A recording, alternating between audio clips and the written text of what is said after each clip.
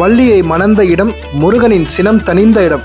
முருகனின் 5ஆம் படை வீடு திருத்தணிக்கு தாங்க வந்திருக்கோம். திருத்தணி சூரசம்ஹாரம் அன்னைக்கு பார்த்தீங்கன்னா மற்ற 5 படை வீட்லயும் முருகன் வந்து போருக்கு தயாரா இருப்பாரு. பட் இந்த ஒரு ஸ்தலத்துல பார்த்தீங்கன்னா முருகன் வந்து அழகா மலர் வச்சு மூடி அலங்காரம் பண்ணி வச்சிருப்பாங்க. ஏன்னா போர் முடிஞ்சு வந்து சினம் தனியா உட்கார்ந்த இடம் தான் திருத்தணி. அதனால இது வரைக்கும் இங்க சூரசம்ஹாரம் நடந்ததே கிடையாது.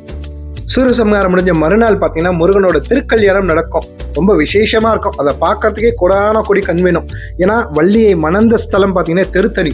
அதனால அந்த திருக்கல்யாணம் இங்க நடக்கும்போது ரொம்ப வைபோகமா ரொம்ப விசேஷமா இருக்கும். அதை பார்க்கறதுக்கே அவ்வளவு அற்புதமா இருக்குங்க. இங்க இருக்க முருகர் பார்த்தீங்கன்னா குட்டியா ரொம்ப அழகா இருப்பாருங்க. அவர் பார்க்கறதே தனி சிறப்பு. ஏன்னா இந்த முருகன் வந்து கிழக்கு நோக்கி அமர்ந்திருக்கார்.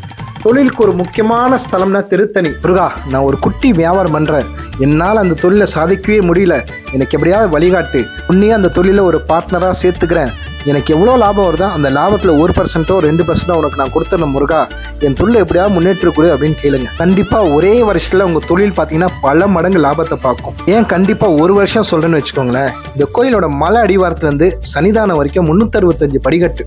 இந்த 365 படிக்கட்டை ஏறி வந்து நீ அவனை பார்க்க உங்கள் தொழில் மென்மேலும் வளர்ந்துக்கிட்டே இருக்கும். எப்படி சபரிமலை ஐயப்பனுக்கு படிபூஜை நடக்குமோ அதே மாதிரி வருஷத்துல ஒரு நாள் டிசம்பர் 31ஆம் தேதி இந்த திருத்தணி மலையிலும் படிபூஜை நடக்கும். அதை பார்க்கறதே தனி சிறப்பு. இந்த கோயிலுக்கு மற்றொரு விசேஷம் என்னன்னா, அருணகிரிநாதர் முதல் திருப்புகளை இங்கே தான் ஏற்றினார். அதுவும் ரொம்ப ரொம்ப விசேஷம். வருகின்ற 2026 எல்லோருக்கும் நல்லதே நடக்கும். எல்லோரும் நல்லா இருப்போம்.